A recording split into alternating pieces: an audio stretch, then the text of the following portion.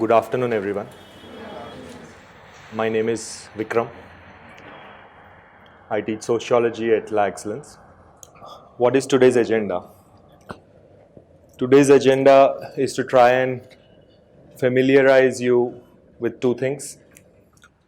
One is, I'm assuming that most of you are still wondering which optional to go for, right?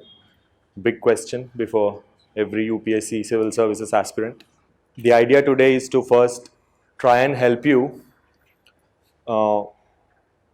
figure out how to choose an optional, right? First thing. Second, to tell you something about sociology option, right? Now, this is not a marketing session. So my job here is not to push you all by hook or crook into sociology optional, because many of you may be investing 3 years, 4 years, 5 years, we don't know, into this journey. And choosing the right optional, right?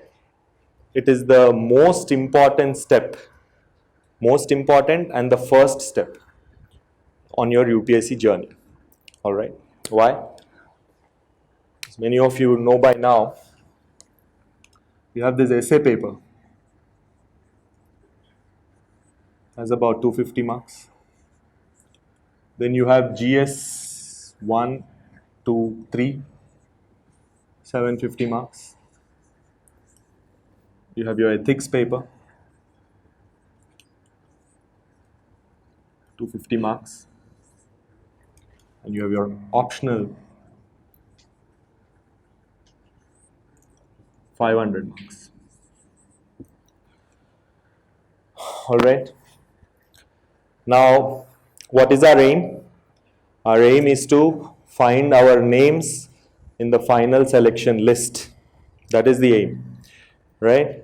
Around 750 approximately positions that we are all fighting for. 15 lakh people apply for this exam. All right, 15 lakh people apply for this exam, out of which around 9 lakhs download the prelims hall ticket. Okay, so 6 lakh students simply apply, they never download their hall tickets. Out of this, 6 lakhs turn up for your prelims exam. All right, out of this 6 lakhs, something like 12,000 give the mains exam. 3,500 give the interview, and there are 750 names in the final list. ये भी है बात कि you've studied so hard not to become a railway traffic engineer. Isn't that correct? You don't want a job in postal service, no? What do we want? We want this. First preference. Not happening, at least this. Not happening, at least this. Final option. Very sad. Let's take it, IRS. Everything below this, nobody cares. It's just a job. Like any job, like a private sector job, it's just a job, nobody cares. Out of the 750, only the top 250 get this. Right? Isn't that correct? If you're studying so hard, spending so much money, all right, you've just started on this journey, it's going to be difficult, very difficult. Now, if you're putting in so much effort, you want this. How do you get there? Right? Nobody gets IAS or IPS or IFS for that matter on the strength of this, no.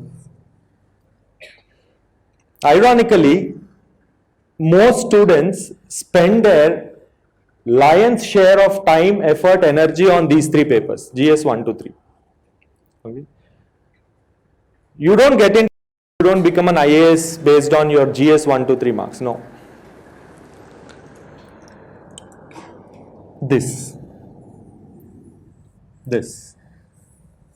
These are important parts of your examination, because the average mark of the student who usually gets into the list is about 100 here, okay? It's about 100 here. They get about 100 out of 215 each of the papers.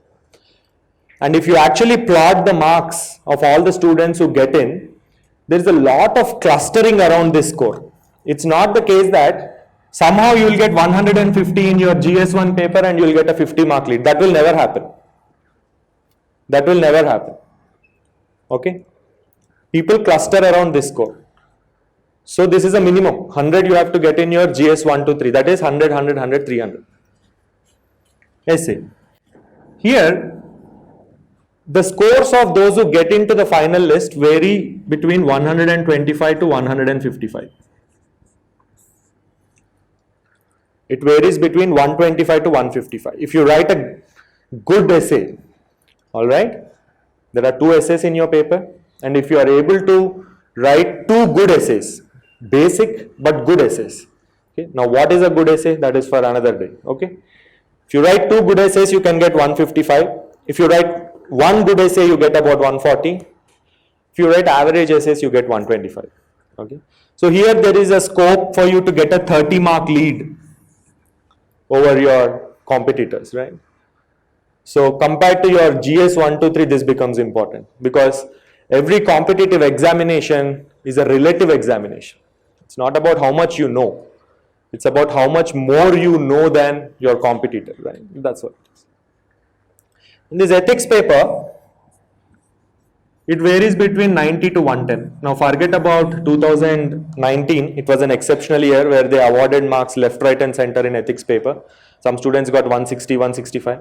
That doesn't happen again. Okay. So once in a blue moon kind of a thing. Here you have a chance to get a lead of 20. All right. Now look at this optional paper. It has 500 marks. Here, the scores vary between 275 to 325. Okay. So you have a chance to get a 50 mark lead here. You have a chance to get a 50 mark lead here. One thing. Second is that, say in your GS papers, you get around 100 out of 250, right? This is the score. This is something that you get. Now look at comparatively in your optional, you get something like 155 by 250, 165 by 250. This is the score that is quite possible. If you plan well, this score is possible. In fact, I know someone who's just passed out of engineering, BTech from a good college, one of the IITs. He studied only 3 months. He didn't get into the service because obviously he didn't do well in the other papers. But he got 305 in sociology optional just with 3 months preparation.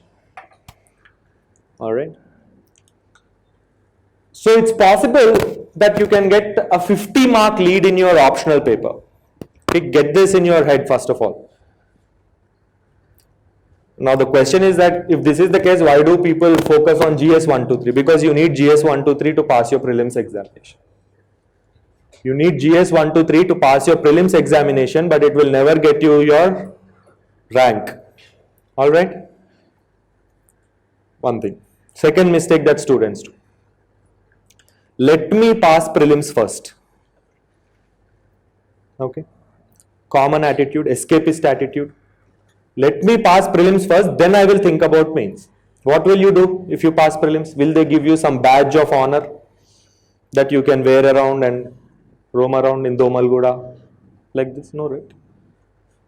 Nobody cares. Nobody cares if you pass prelims or not. 2016 AIR1 Tina Dabi, she passed prelims by 0.5 marks. Just passed. How much more did she get in her mains examination? She got around 60 marks more than the second ranker in the mains examination, the written exam. She got AIR1. People know Tina Dutt. There's one person in this institute itself. Every year he gets some 125, 135 in prelims. Cutoff is 96, okay? Who cares? No one cares. Alright?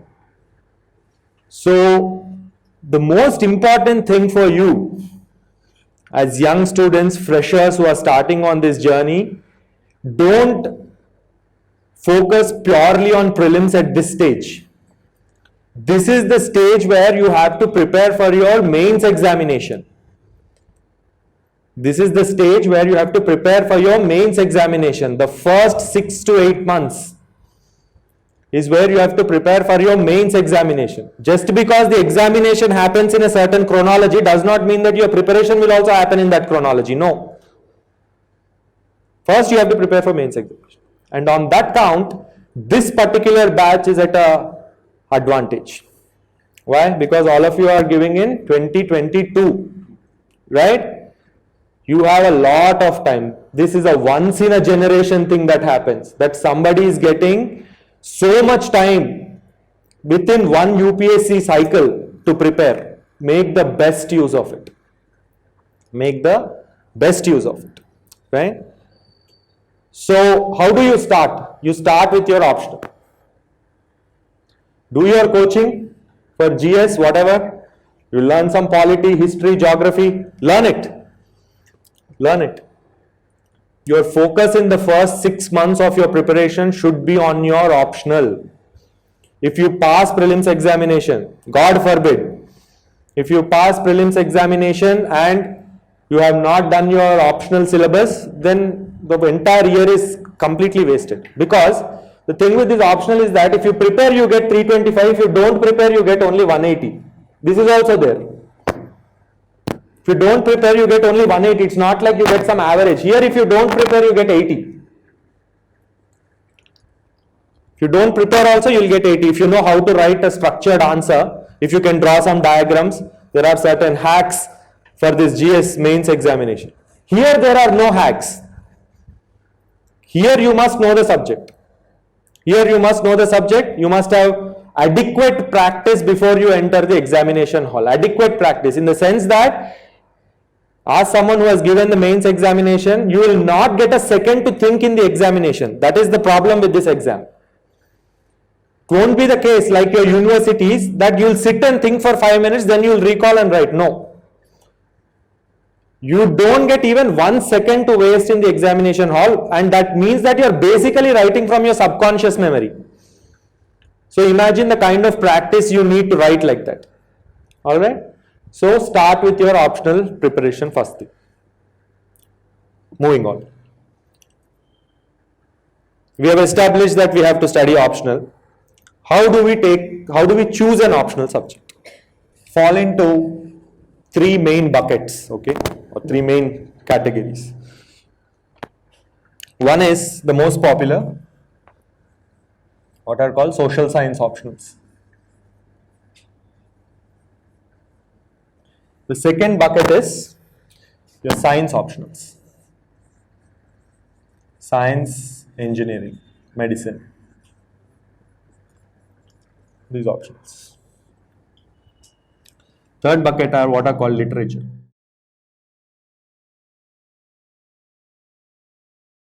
I'll come to social science in a minute.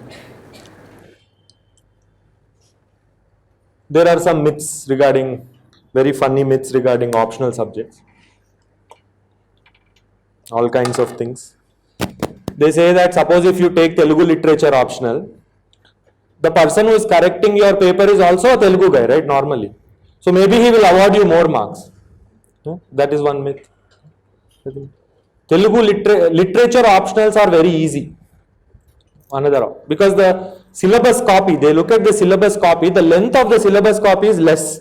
In some optionals, for example, if you take sociology optional and print out the syllabus copy, it runs into some 4 pages. If you take anthropology, it runs into only 2 pages. So they conclude that anthropology has lower syllabus compared to sociology. extremely dumb things to do. Okay, that's not true. It's not. First of all, forget that if your native language person is correcting your paper, he will somehow award you more marks. They won't do it. 100% they won't do it. Okay. Then it is also a myth that the size of the syllabus in this literature optionals is less. That is also not true. All right. In fact, if you take a literature optional, the greatest disadvantage is that you have to actually read from the original text. Okay, there are certain novels, poems, whatever that are given in the syllabus. You have to read the original and you have to make your own notes, because the person who is correcting your paper will know if you have copied it from coaching material. Okay, these literature people will know. Okay, because the language will be same, expression will be same, everything will be same, right? Okay, that is the biggest disadvantage. All right. Other than that, there is one disadvantage with this, which is the reason why most people don't opt for these subjects, is that it has no overlap with your GS syllabus. It has no overlap with your GS syllabus. Maybe it will improve your writing skills. If you are giving the exam in, say, the same language for your GS papers, it may improve your writing skills, but it has no overlap with your GS papers, right? Now, who should take literature optional? If you want to take, say, Kannada literature, you must have a natural interest in Kannada literature for over a decade. For the last 10 years, you have really taken interest in Kannada literature and you have actually studied something in Kannada literature. Then go ahead and take it. It will benefit you. I am 100% sure there is nobody here like this. Okay. This is not the crowd which would have interest in literature, that too 10 years back. Am I right? Forget this. There's one big advantage of taking science, engineering, mathematics, these subjects, because here the answers are objective. There's a question. If you solve the question, the answer is either right or wrong. All right. The answer is either right or wrong. It's objective. Okay, that's the very, very big advantage when it comes to mains examination, right? So the scores can really shoot up if you take science, engineering, medicine options, particularly mathematics. If you take this optional, your scores can really shoot up. All right. But there is a problem, two problems.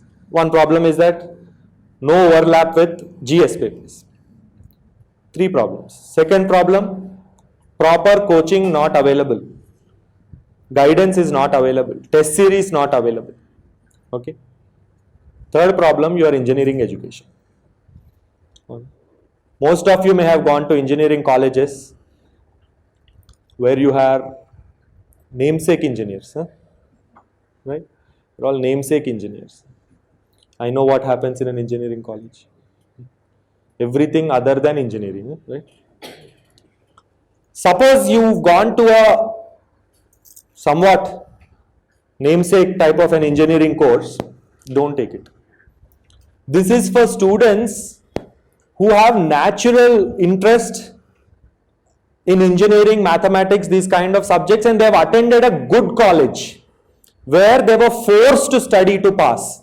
I know how this JNTU, this engineering students pass. Okay, but that's not the case. Suppose if you go to IIT Delhi, for example, right?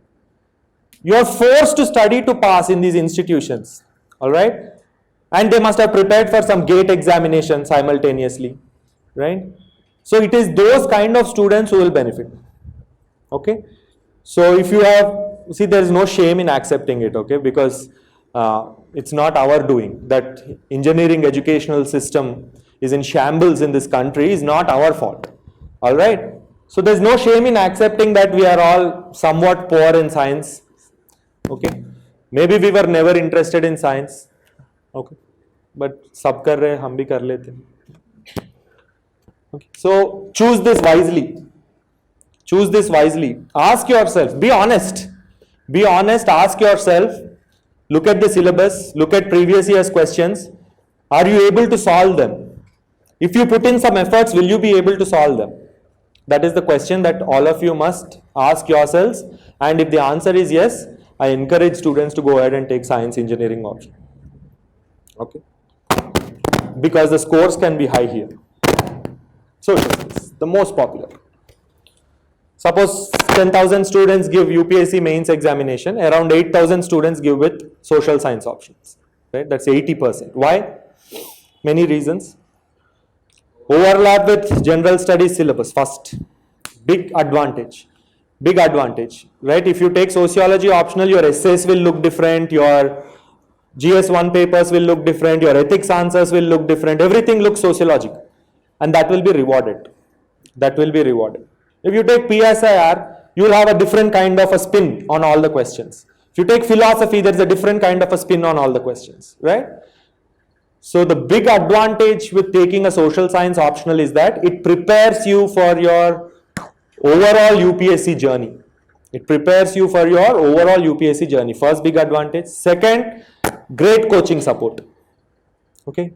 Social science optionals usually have great coaching support in terms of the material that is available, in terms of the classes that are available, in terms of test series that you can avail, right? So somehow the system has been hacked with respect to the social science options. That is, a good teacher can tell you what to prepare and how to get that 300 score. All right. Now within the social science, again, so there's no time to speak about all the optionals one by one. Some popular ones: sociology, anthropology, PSIR, geography, public administration. Most famous. Top 5 options. These are the top 5 options. Same reason. If you take these optionals, their overlap with your GS syllabus will be the maximum. Their overlap with your GS essay ethics preparation will be maximum if you take these options. Some students actually opt for philosophy. This is also fine. But philosophy has the problem of material. Alright? You can ask some students who have given mains exam with philosophy optional. There is a problem with material in this philosophy option. Right? Let us remove some optionals from this so that we can speak about fewer number of optionals, right? And this is only my estimation, my perspective, okay? Don't take it too seriously. Public administration.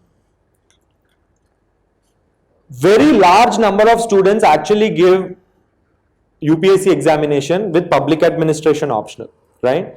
But I tell my students to avoid this optional. Kyun? Because the breadth of the syllabus in this optional, right, it's mind-boggling. The kind of material you have to read for this optional is mind-boggling.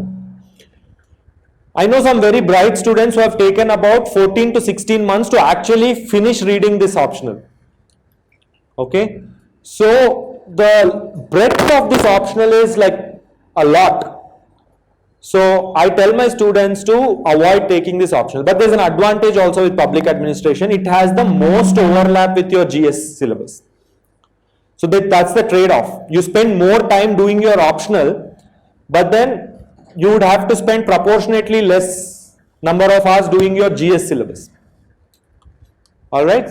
But generally speaking, I kind of tell my students to avoid this public administration optional. Why? Because in my view, the way questions are framed in this optional, in the final examination, right?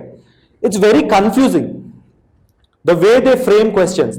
And most of the questions are like this. They give you a very complex statement and they add comment. You don't know who said it, what is it about, what is the context, you don't know anything. And they just say comment, discuss like this. And most students actually find it very difficult. Now there is this our Anudeep, 2017 topper. He actually said that all these years he was flunking his mains examination because of this public administration option. Right? That is why I shifted to anthropology. That is what he said. Okay. But UPSC has strange ways. 1 year later, one public administration person is All India rank 1 this last year. Okay. So, but generally to have a basic idea as to how to choose your optional, public administration in my view is not a, I should not be saying this, it's being recorded obviously, but I feel that the breadth of this syllabus is unmanageable in my view. Geography, take this optional if you have a photographic memory. Alright, that is if you are able to easily remember stuff. There are some students like this. If you show them a diagram and if you give them 15 minutes, they can replicate that diagram without seeing. If you have that kind of a memory, go for this geography option. Now some students are good with facts but they are bad with thinking. They cannot think critically, they cannot think logically, but they are good with facts. They can memorize. They can memorize easily, right? So if you are that kind of a person, this optional is for you. All right. PSIR is a very, very interesting optional. Those who take PSIR forget about getting a rank, they enjoy a lot in their optional class. Okay, because it gives you great perspectives to reason about international relations, reason about the politics around you. But the problem with this PSIR optional is that the questions look very simple when you look at them in the examination hall. Everybody knows them. Everybody knows them. But to get marks is so difficult. Because when everyone knows the answer and all the answers are copy paste from one popular madam's notes. Okay. They are all copy paste. The problem is that it becomes very difficult to differentiate your answers from the rest. So there is a lot of clustering in this average 240, 250, 240, 250. That is the problem with this. Alright. So let us remove these options. Most of the people who have ended up in a sociology pre-course orientation class are actually worried about or confused between these two. How many of you are confused between sociology and anthropology? Can we have a raise of hands? I'm doing this for a long time now, I know. Okay. The problem is that they don't know what is the difference between these two subjects. Okay. They don't know what is sociology, what is anthropology. That is the reason why we have a pre-course. Okay. That is the reason why we have a pre-course. Both are fine. They have lot of overlap. Very popular rankers. Right? Some rankers become popular because they are very savvy on YouTube, Twitter like this. You can market themselves well. Very popular rankers have these optionals. All India toppers. Many selections every year. Forget about the top 100. We are all bothered about what people in top 100 are saying. We just neglect the others. They are also IAS, IPS only. Okay. Within the top 500, there are a lot of people who have sociology, anthropology. Very, very good conversion rate. Okay, we need some objective metric, right, to speak about which optional to choose. Anthropology, sociology have a good conversion rate. They have a good conversion rate, so particularly in second and third attempts. Okay, it's only here and there that people are able to clear this exam in the first attempt. Even if they clear, they don't get the rank and service that they need. So they end up writing again. Particularly in the second and third attempts, sociology and anthropology have good conversion rates. Okay, that is the biggest advantage, and that is what we are worried about, right? What is the conversion rate of an optional subject? We are worried about that. All right. So they have very good conversion rates, sociology and anthropology. Forget about smaller optionals, right? Like 3 people write with some language and one gets the rank, and that is 33.33% conversion. Forget about that. Take a larger sample size and see the conversion rate of these two optionals is very, very high. Okay. The only reason that is enough to choose, okay, actually speaking, but go back and see the recorded sessions of the pre-course for anthropology also, so that you can get an idea as to what this optional is. What are the advantages of taking this sociology optional? Syllabus is short.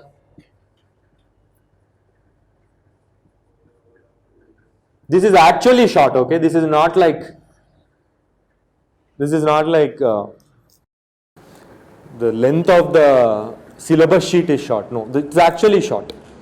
Compared to all the other optionals, the syllabus is actually short. Then you will find excellent material for your paper 1.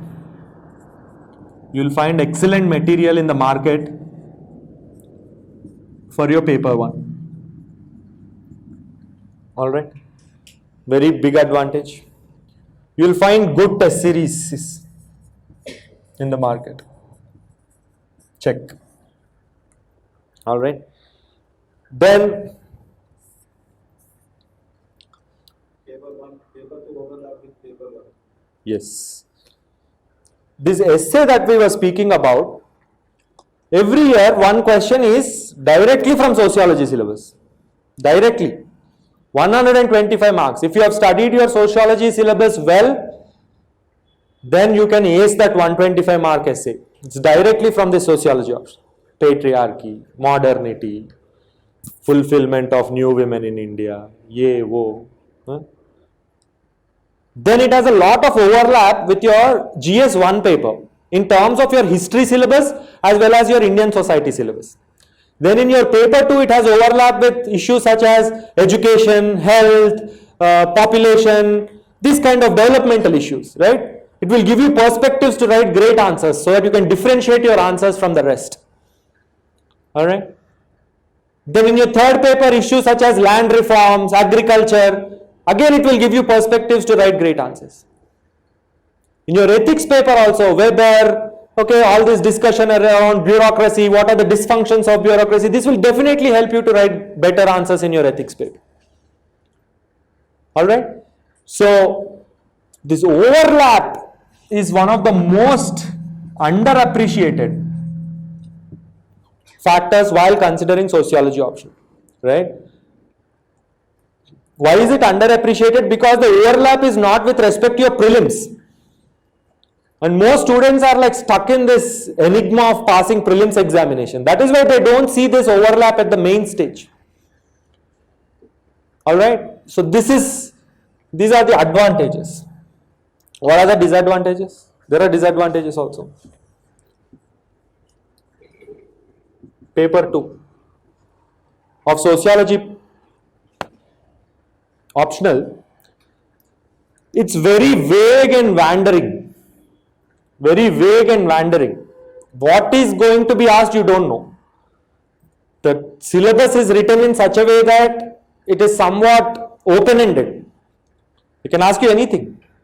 They can ask you anything. It's open-ended. Alright? One problem. Second is with respect to first is with respect to the syllabus. Second is with respect to notes. While for your paper 1, you can get excellent notes. In fact, there are such concise notes in the market that you can actually revise. Once you have understood everything, you can revise the whole optional in 3 days, okay? Because you get 5 days gap between your GS and optional paper. You have such wonderful notes in the market that you can revise the entire optional properly only in 2-3 days if you have read well beforehand. Whereas for this paper 2, you have to make your own effort. You have to make your own effort to write down your notes in that concise format. Obviously, you will have support. Our aim is to magnify these positives and reduce these negatives, particularly with respect to this. This is how we want to differentiate ourselves. There is one very famous institute, I don't want to take names, considered the Makkah of UPSC preparation in Delhi. There is one very senior professor, all respect to him. He takes a 6-month sociology optional class, okay? He covers exactly 40% of second paper. 40 to 50%. Some newer, more intensive coaching institutes, 70% maximum. Maximum. Okay? They'll tell you, this is all current affairs. You read by yourself. It is not current affairs because There is clearly written in the question that you are supposed to write a sociological analysis of that thing. Suppose there is something called as maternal mortality rate. Maternal mortality rate is something, okay, whatever it is, we'll find out later. Write a short note on maternal mortality rate from sociological perspective. That is what this is. What the coaching people tell you is that this you have read in your GS, right? It is the same thing. If you write the same thing, you will get half the marks that you are supposed to get. Alright? So that brings us to the next challenge. How to do sociological analysis of commonplace things. Commonplace things, right? Small stuff. For example, recently, if you have noticed, there is some Me Too movement that went on. They asked in the examination, sociological analysis of Me Too movement. What has it achieved? What has it not achieved? If you simply write that Me Too movement is so and so, so and so. In India, there is a POSH Act. POSH Act does not recognize sexual harassment which happened 90 days, more than 90 days back. If you write these kind of GS type points, you won't get marks. There are certain specific sociological points that you are supposed to write. How do you develop that acumen, that intelligence, that aptitude, okay, that sociological aptitude, so that whatever commonplace thing that you see in your life, how do we write sociologically about it? All right, how do we write sociologically about it? A lot of sociology is actually like this. Sociology, both in our first paper and second paper, we study family, right? You must be thinking, what is there to study in family? All of us have it. We know what is a family. What is there to study? There is a lot to know. There is a lot to know. Okay? That is, sociology as a subject is about providing uncommon explanations about commonplace phenomena. Things that are not immediately apparent to a layman's mind. Things that are not evident immediately. Sociology is a subject which seeks to provide the missing links. The missing links. All right. Tries to tell you what is missing in your analysis. You must develop that aptitude to sociologically analyze commonplace phenomena. That is the biggest challenge in this paper too. Okay. It's a challenge, but it's not an insurmountable challenge. You can learn. There are obviously shortcuts, hacks to do this. But once you get that knack of analyzing the sociological dimensions of any phenomena, most of your paper 2 is done actually. Because anyway, most of the things that they are going to ask you in this paper 2, you would have read for your GS. It is just that you need to do the sociological analysis of this. Some theoretical tools, some conceptual tools, some writing skills, that's it. That is what you need in this sociology option. Alright? Don't take sociology optional if you are lazy here. Okay? I will remember rather than understanding. If that is your approach, go for another option. Okay? Because I have not come across even a single student who started with this approach and found sociology interesting or fruitful in the entire UPSC journey. Okay? Try to think. If you are ready to think a little bit, if you are ready to think a little bit, invest some energy, learn to write, learn to think, then go for sociology option. We saw the rewards are very high. You need to cross these hurdles. Alright? Somewhat it is clear? Are you able to follow what I am trying to tell you? Okay? Fine. Okay, some engineering student here. Tell me, what is your basic perception of what is sociology? You want to tell me? Yeah. Human behavior. Okay, very heavy. Human behavior, loaded word. Okay. Next, anybody else? Social issues. Social issues, such as you mean problems. Yes. Social problems, study of social problems. Yes, anybody else? Huh? Understanding society. Systematic. Very vague. Systematic study of society. Very vague. What is this society? Family. Huh? Families. So family is the basic unit of society. That is what you are trying to say. So family, because family is the basic unit of society. Okay.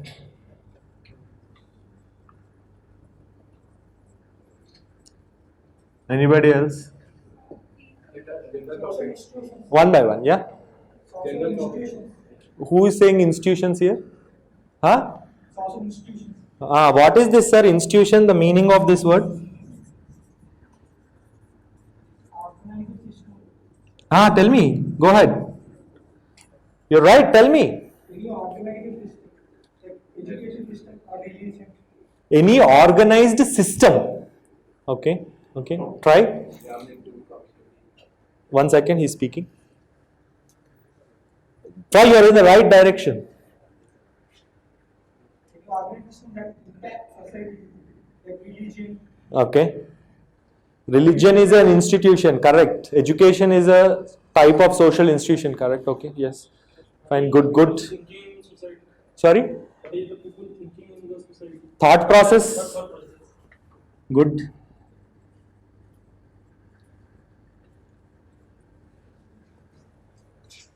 Yes. Anybody else wants to try? Social atrocities. You mean social problems, right? Some atrocities, problems. Okay. Anybody else? How people deal with social problems like this? Okay. All right. This is not wrong. It's not wrong. Not right either, okay? Some interesting things. Whenever we start thinking about anything social, right? Anything social, it's very natural for people's imagination to start thinking about problems. In society, there are some problems, you have to study those problems, and that is the job of a sociologist. Sociologists are not concerned about social problems. Sorry to disappoint you. They may say something about social problems. They may tell you something about social problems, why there is a problem, or how do you address this problem. All right. In fact, this idea of a social problem is within the genes of sociology, right? Sociology emerged out of a concern to deal with social problems in Europe. We'll discuss that when we do the syllabus. But sociology is not about social problems. In fact, generally, some students also say like this, right? Social work. They confuse sociology with some NGO type work. Okay, that is, they help address social problems. That is what people from social work do. Sociologists don't do that. Right? Even though a sociologist can tell you something critical about a social problem, it is not the case that sociology is purely concerned with social problems. That is, they study only social problems. No, it's not like that. Neither is it the case that social problems are the main focus of sociology. No, even that is not the case. All right? Human behavior.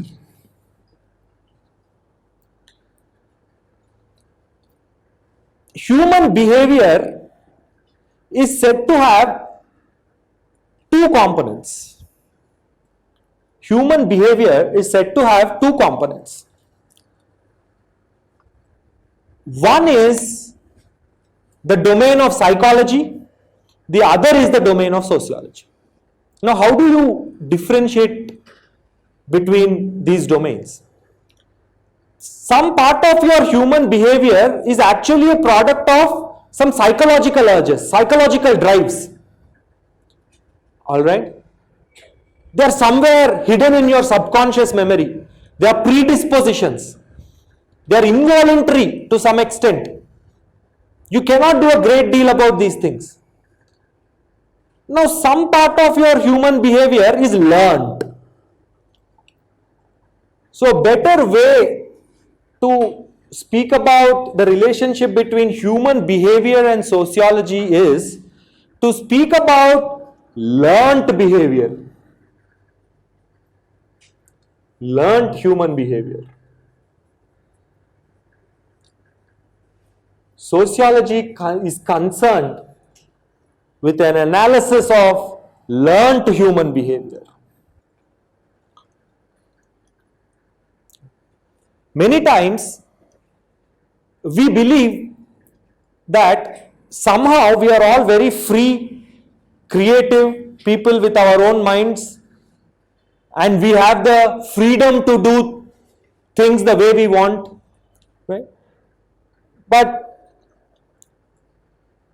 on a closer reading of the situation, on a closer analysis, we find that most of us are actually products of our environment. We are all products of our environment. Our likes, our dislikes, the way we behave, the way we dress, the tastes that we have, all right? These are all actually products of our environment. We learn it from our environment. For example, how does sex become gender? Sociologists speak about two concepts.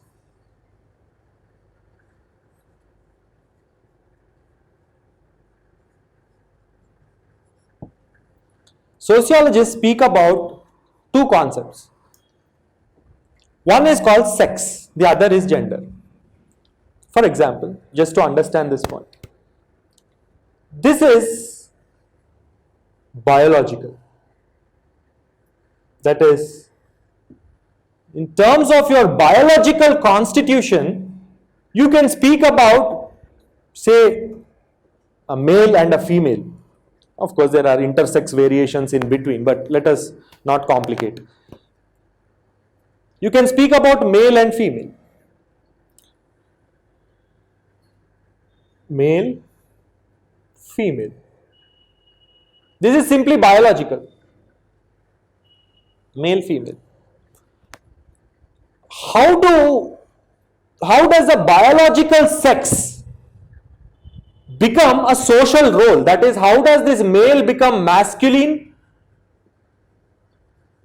and how does this female become feminine?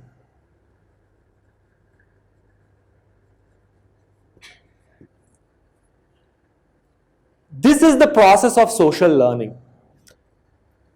Why is it that no man has turned up to class today wearing a sari? Why does it appear so weird and unnatural? Is it really unnatural? No, right? Just a piece of cloth. Because we have internalized the rules of our society, because we have learnt the rules of our society, our human behavior is molded in terms of certain predetermined rules. Men are supposed to be in certain way, women are supposed to be in certain way. There is nothing natural about it. Natural part is this. That is, there is certain amount of progesterone, testosterone, this, that, whatever. But in terms of your behavior, how did this sort of behavior get imposed on this sort of biological entity? That is the process of social learning. That is the process of social learning. And this social learning is a continuous process. This social learning is a continuous process, and in sociology, This process of social learning is called socialization. It is called socialization. The process of socialization is all about internalization of the rules of your society within your consciousness, so that nobody has to tell you again and again. Once the rules of the society are internalized, the rules of the environment are internalized in your mind, you automatically act, you automatically conform to what? The norms of the society. The rules that have been internalized in your mind are called the norms of the society. Norm comes from normal. Social norm. What is considered normal in a particular society? There is nothing naturally normal about it. It is just a product of that society's rules. I'm not using the word culture because the word culture has a different connotation. We'll look at it. Social norms. ये एक है. Then, is it the case that all of you are like pre-programmed machines? It's not, right? It's not as if you have learned some rules and you are just like in a pre-programmed way doing this or that, doing this or that. Okay? It's not like that, right? You also have some creativity. You can also think. You can think meaningfully. You can attach meanings to various things. So and so is good, so and so is bad. This is moral, this is immoral. This is beautiful, this is ugly. Okay, this is desirable, this is undesirable. You also have your own power to discriminate between options that are available to you. Right? So, while on the one hand, human behavior is a product of the social rules that are internalized within your consciousness, at the same time, there is some scope for you to act meaningfully. Otherwise, societies wouldn't change, right? Why would societies change otherwise? If you are simply acting according to the rules of the society, everybody is similar, there won't be any diversity, there won't be any change, right? Isn't that the case? So, a very popular sociologist by name Peter Berger described sociology as the study of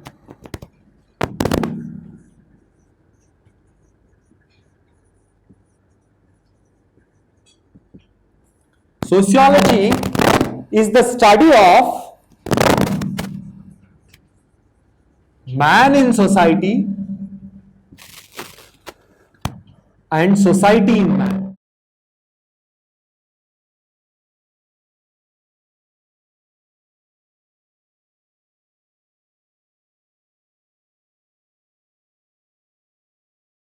A very simple line, but I have always as a student found this line from this book, Sociology, a Humanistic Introduction. That's the name of the book. It's a classic. I found this line quite interesting and it has stayed with me ever since my graduation days when I read this. What does this convey? It conveys that, suppose, before that, just a disclaimer. The olden days, they used to write this way. Man is that, man is this, man must conquer the world. Like, what they mean is humans, okay? Okay, but there's the way of writing is like this. It's a gendered way of writing. We will come to this later. When we do feminist theories, we'll understand what is the significance of writing like this. So, he said that sociology is the study of man in society and society in man, which means that there is some external society which has certain rules, regulations, whatever, and there is a man here. Now, if he has to live in this society, he must internalize the rules of this society and live according to these rules. Okay? This process of internalization creates a society inside this man's head.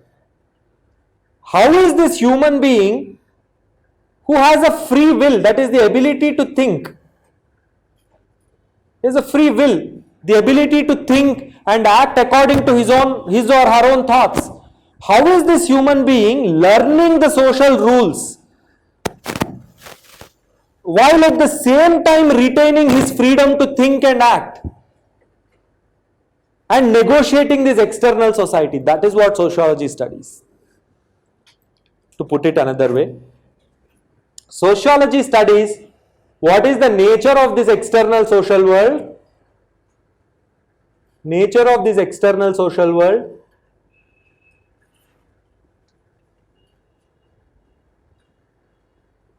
all right.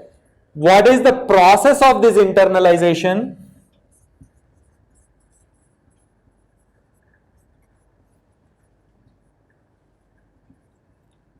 Process of internalization. Third, how an actor with free will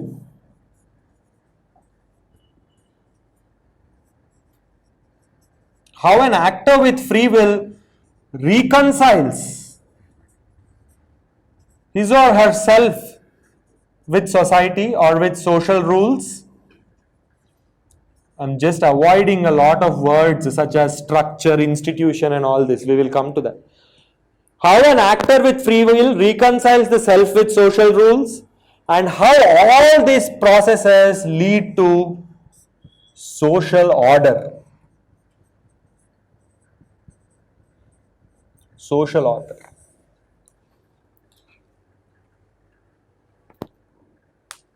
Interesting idea.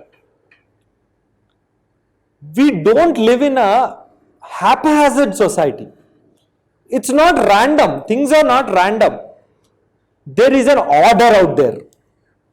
There is an order out there. Just as a molecule has a structure, a society also has a structure. There is some order out there.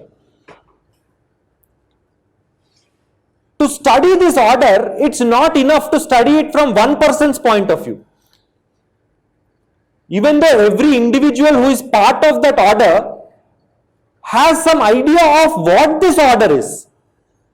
Are you able to follow me? Because we are all living in this society, we have an idea as to what kind of society we are living in, right? Because we are all somehow successfully or less successfully negotiating this society. We know what this society is about.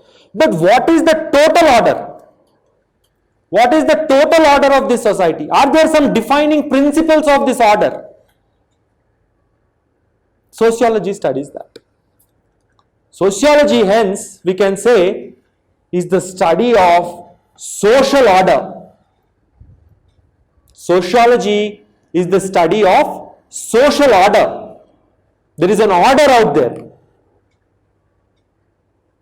To know this order will tell you why your life is the way it is.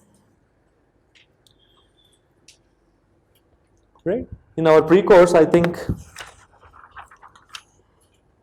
okay, it's not given here, the syllabus copy. There is a day when we are going to discuss living in an unequal world. We live in an unequal world, isn't it? How many of you have, in the last 1 week, had personal experience of inequality in your daily lives? Don't be shy, all of you. You have? Sorry? Yeah, how did you, if you want to share, you want to share? When I coming across the road, I felt sweat. Yeah. Going in car. Very good. Excellent. Excellent. Excellent. Yes, that's a real example of experience of inequality. But why is that the case? Have you asked yourself? Yeah, why? Because of social order, the social stratification. Hmm. Because by birth I belong to middle class. Hmm. My parents can't afford to buy a car for me Yeah. because the rich fellow who traveling in the car, he can afford. Yeah. This It's not your fault, right? that is not our fault. It's not as if you have some less IQ or you are less hardworking. It's not that. We live in circumstances which are not our own making. We are forced into living in certain circumstances. We are forced into living in certain circumstances. You have not chosen to be like this. No choice was given to you. So, an analysis of social order tells you how your destiny is pre-decided. Sorry to say. There's a lot of hope and enthusiasm. I don't want to discourage young students, but by the end of this course, if at all you attend, I would like to convince you that a lot will not change. Okay? A lot will not change and a lot will not change easily. We are all making a almost Himalayan attempt to change our circumstances by finding our name in that coveted PDF. And you all imagine that life will be all roses after that. We are all making that attempt. We all have that desire to change our circumstances, but I don't know how appropriate it is to tell young students, but a lot will not change. Okay? Because your destinies are determined by the social order.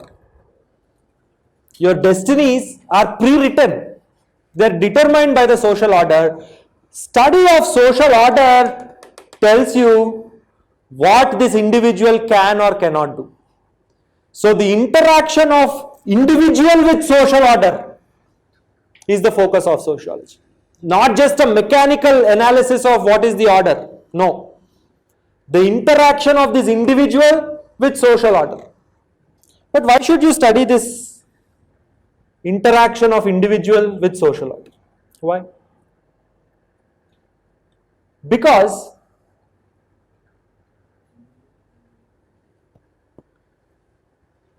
the individual has the power and potential through collective action to change this social order.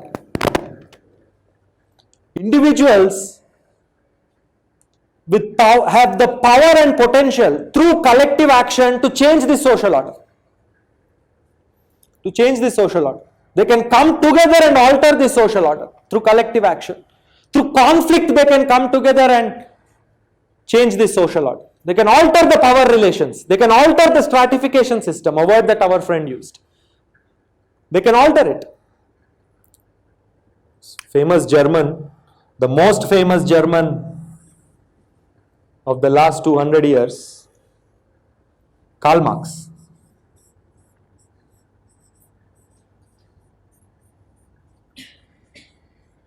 The most consequential thinker for 20th century.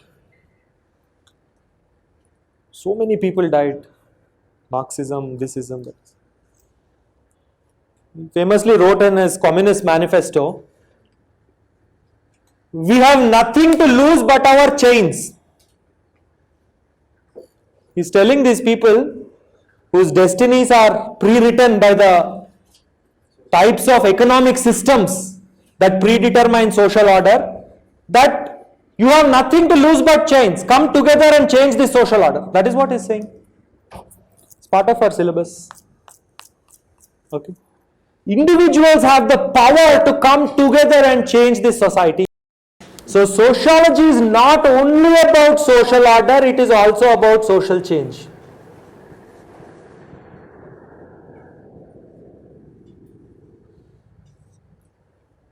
When you walk out of this class and someone asks you what is sociology, tell them sociology is the study of social order and social change. Okay, sociology is the study of social order and social change, not social problems. Sociologists get offended when you say that sociology study social order. No, this is for lesser minds to do. Why is there alcoholism in a particular society? Huh? Why is there this problem, that problem? Even though they write this or that about these social problems, they don't study social problems. It's not our job to study social problems. It's not your job to study social problems as sociology students. Your job is to analyze social order and social change. Your job is to analyze social order and social change. Okay? Right.